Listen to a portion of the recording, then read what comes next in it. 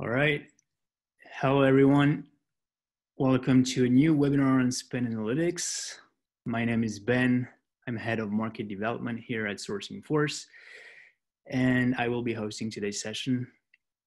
I'm joined by Andrew Wolfe, CEO and procurement expert at Wolfe Procurement. And before we dive into it, I just want to go over a quick introduction of today's presentation.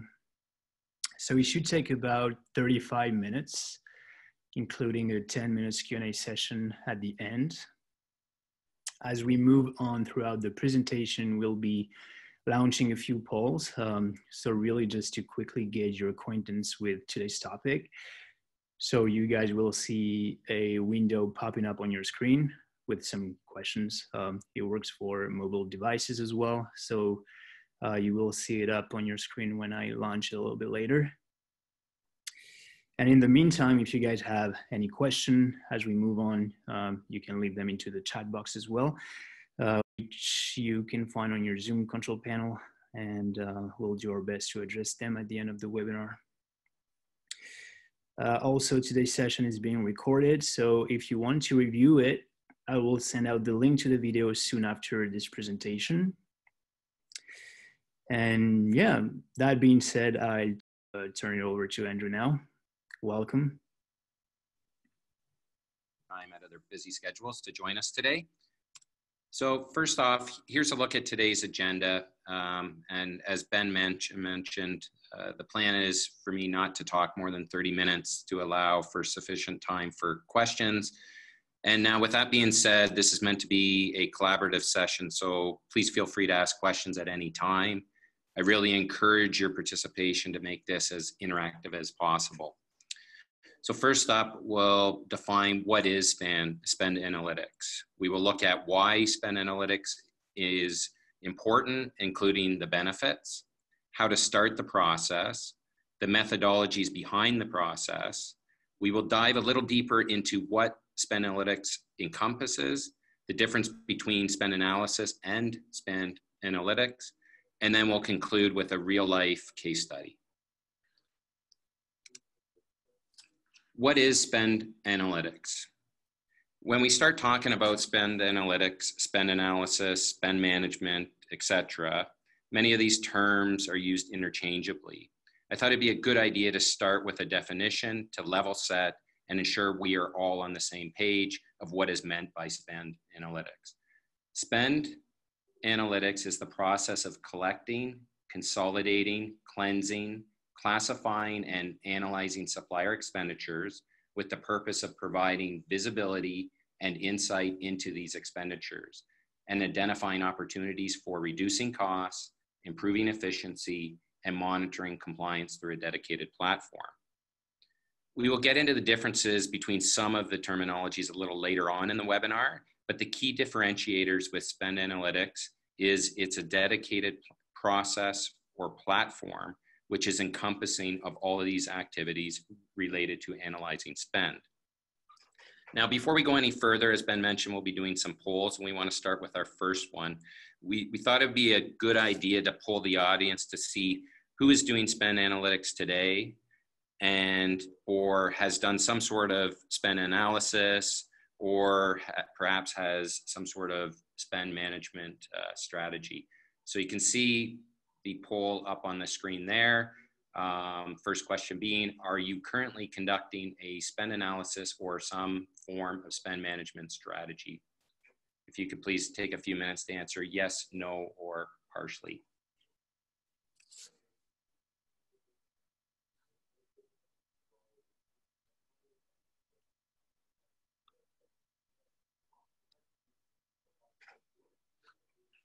Oh, wow, that's great to see. So 67% said yes, 33% no, and it's good to see that somebody is not at partially completing. So that's good to know, and as we move through the rest of the webinar, it would be great to receive some feedback from those in the audience that are currently doing spend analytics today.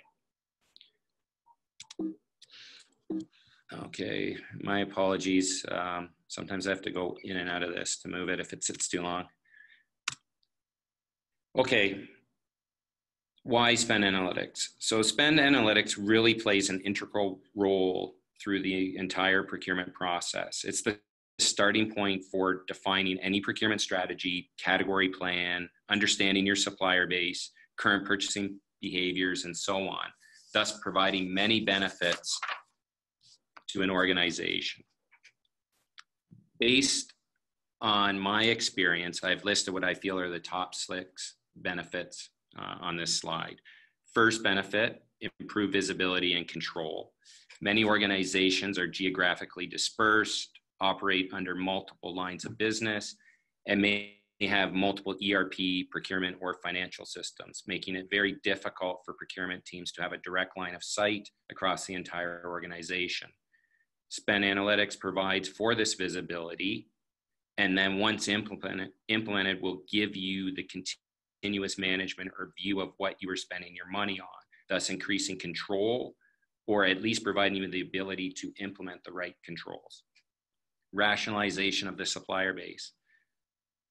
Once you know who you are spending your money with, you are able to ensure you are optimizing your supplier base.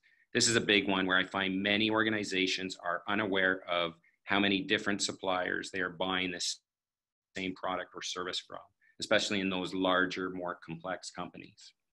Cost savings, obviously. Having complete visibility, you will be able to leverage your entire spend across the organization. Furthermore, with a strong spend analytics approach and platform, you will be able to identify all your current costs, unit prices, etc., and be able to generate opportunities at the category and supplier level. Improve data quality. You will have better data to make better decisions. Through a spend analytics platform, your data will be organized in a way that is useful and allows you to generate opportunities and/or action plans for your function or role within the organization. Increase compliance. With full transparency into all transactions, you are able to track and manage compliance to internal policies and controls, contracts, preferred suppliers, etc. And finally, as mentioned with improved data quality, when you wrap all these things together, you get better decision-making capabilities, thus generating improved opportunities for your organization. This is both from a cost reduction standpoint, as well as efficiencies in managing the overall portfolio of spend or supplier base. Okay, so the big question, how do you start? Many organizations look to a third-party service provider to help with managing this, at least initially or with the setup. However, for the purpose of today's webinar, the intent here is to highlight the key steps involved in the process, not necessarily how you would execute on these. There are 6 steps you want to consider, 6 being a magic number today. I will go into each one of these in more detail, but to summarize here, Step 1, determine how you would like to organize your data. Step 2, determine how the data will be used. Step 3, which sources will the data come from? Then, how will you transform and categorize the data? Steps 4 and 5. And finally, step 6, developing clear action plans. Okay, let's take a look at each step in more detail. Step 1, organizing the data.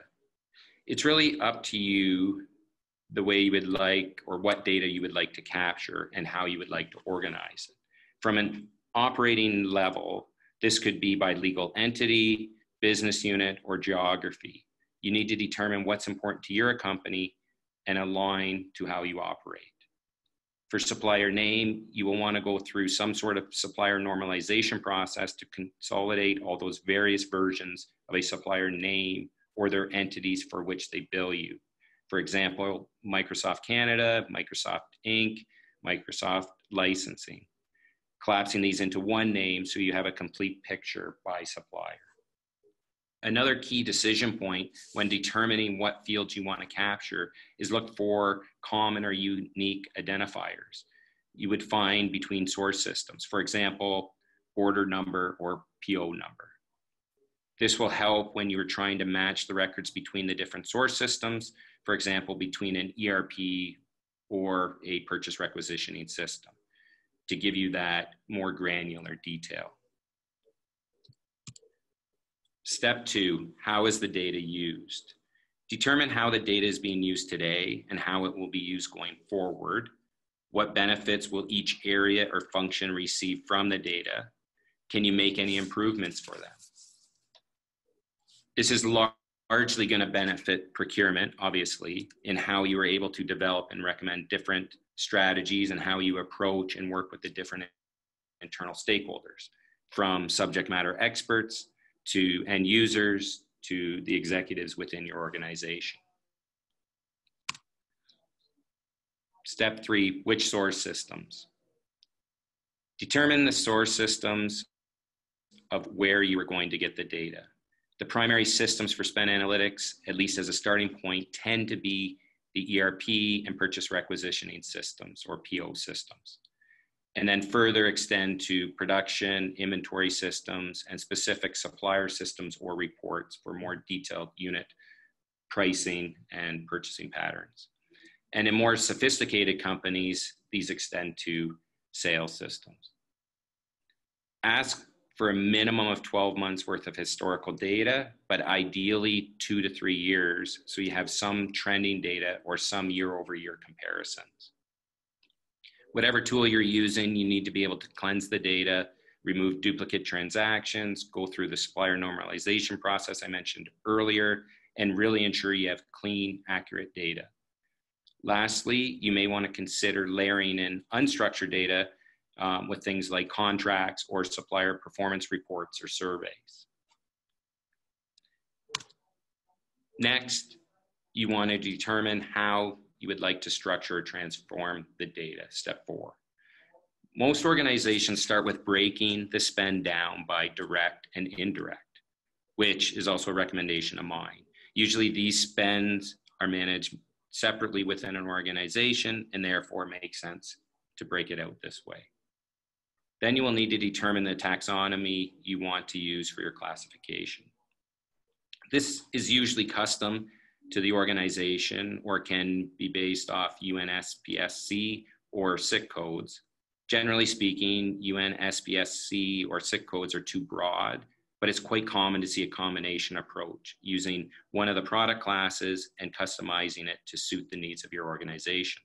The key here is to use a taxonomy or classification that makes sense for your business. Okay, getting into the actual categories themselves, we are showing 4 levels here on the slide. Normally, you're lucky to achieve 2 or 3 levels of categorization, at least out of the gate, and most companies refine more as they go. Once you go deeper than 3 levels of classification, you're getting very specific. As you can see from the slide, the first level is meant to be more functional to align with your business. For example, a function within your organization or a business unit based on how you operate or structure your company. Most companies use the terminology that is common internally or known within their company for this first level of classification. Then as you go further in the categorization levels, it becomes more of a technical classification based on the product or service and what is known in or common in the marketplace. Again, becoming more refined as you move through the levels of classification.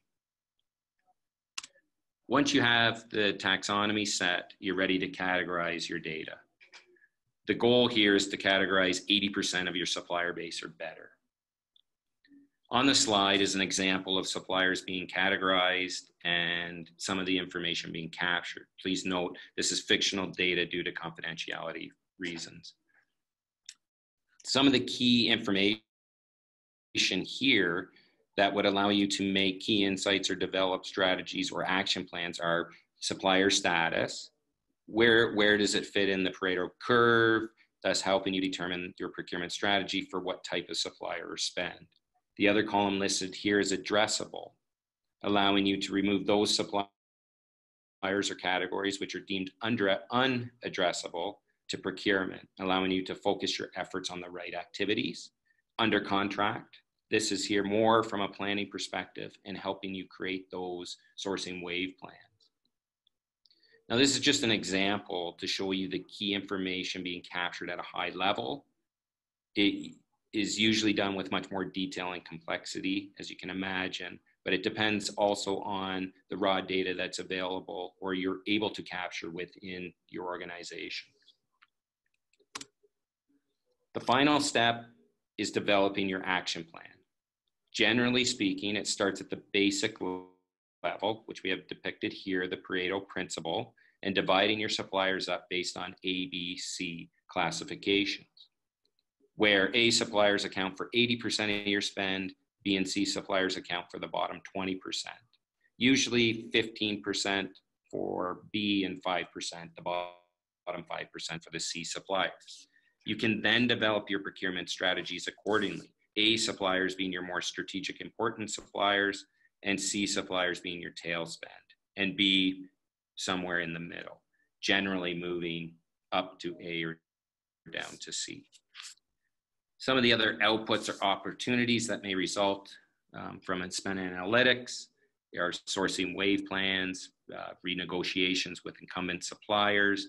Consolidation is huge of a number of suppliers spent across the organization, whether through a preferred supplier or going out to the marketplace, again, sourcing wave plans, and tail spend opportunities. Okay, before we kind of go any further, I just thought it'd be a good idea to recap the process that we just spoke about. I realize I just threw a lot of information at everybody. To recap the process then, it starts with identifying what data you would like to capture, how to organize this data, who uses it, how will they use it going forward, which source systems the data will come from, then being able to extract the data from these systems, going through some sort of cleansing process so you have quality, accurate, and reliable data, enriching that data through creating a taxonomy, then classifying the data, and ultimately allowing you to analyze the data and create action plans.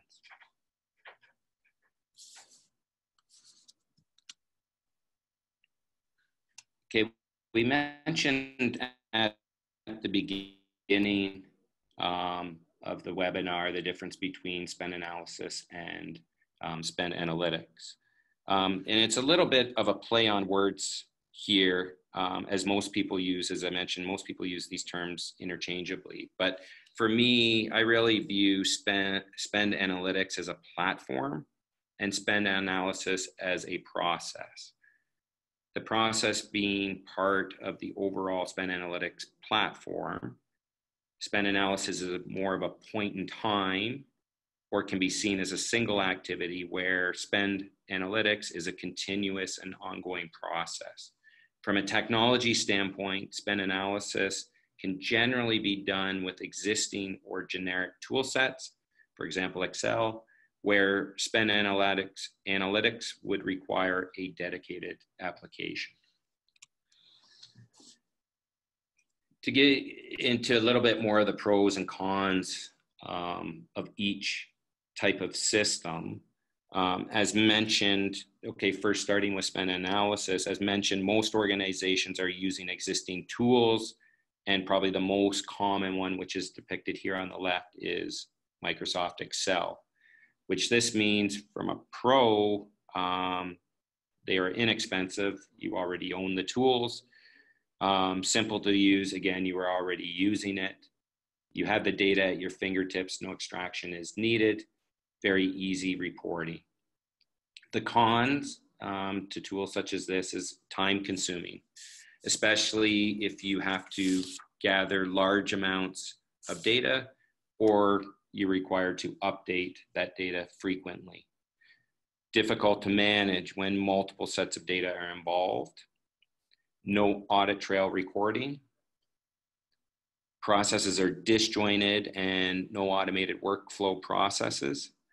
Significant human interventions, therefore prone for errors. Not a secure process. When we look at spend analytics, pros, obviously, data visualization is easier, quicker, and nicer. You're basically implementing a system to perform what it's meant to do. and the ability to manage larger amounts of data in real time. It's more customizable. Consolidated view on all procurement spend, and that's from invoices, POs, inventory, production, etc. Data can be collected from different sources. As we mentioned earlier, ERP systems, purchase requisitioning, production, inventory systems, and so on. The cons, there's a learning curve, requires resources and time to learn a new system, more expensive, requires central management, and may need a third-party service provider to assist. And I think that brings us to our next poll.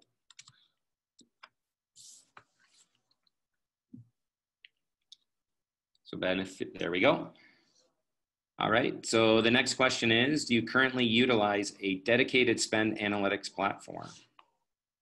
The answers are, I'm currently using this feature. I have never used this feature. I don't know what spend analytics is. And it sounds like since we had 67% on the other one, we can predict the answers. So if you could please select an answer, that would be great.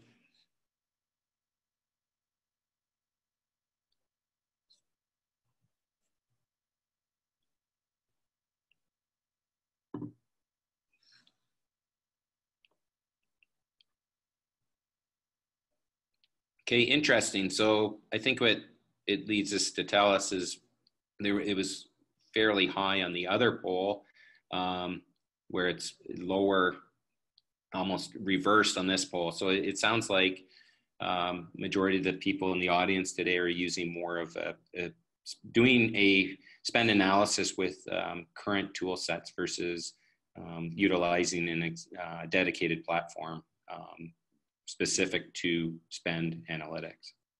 Thank you, everybody, for completing the poll. Okay. All right, so this brings us to our case study. Now, again, for the purposes of confidentiality, the names have been removed, but this is an actual real life case study that took place, a spend analytics service I performed for a client of mine. So annual spend was 262 million and a total of almost 5,300 suppliers.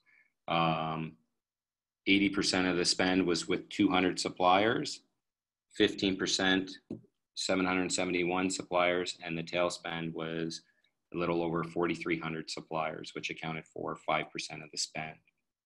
So some of the key insights that we were able to extrapolate from doing this exercise, I mean, obviously, as you can see, probably the number one thing is 4% of the total supplier base accounted for 80% of the spend, which is really, really good.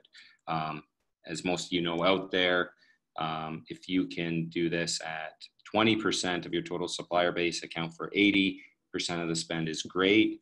Most target more around 10% of the total supplier base, so they're at 4.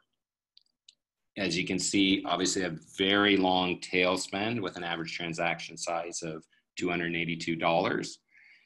And probably one of the most significant findings that we found going through this process was we identified 108 different suppliers providing the same service with a total spend of 17 million.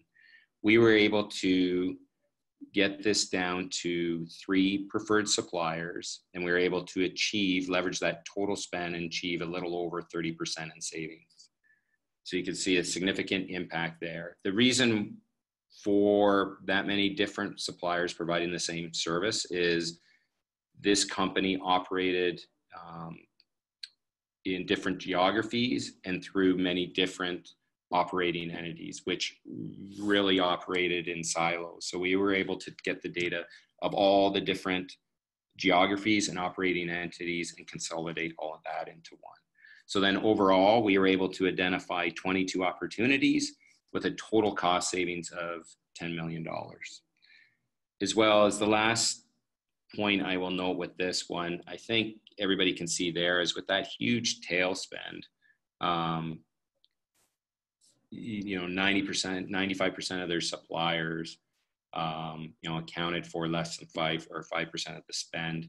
We were able to outsource some of that activity, implement a purchasing card program, and we're still going through the process, but we have been able to reduce that total supplier number quite significantly. So now that company is able to focus their time and energy on the more strategic, important suppliers within their organization.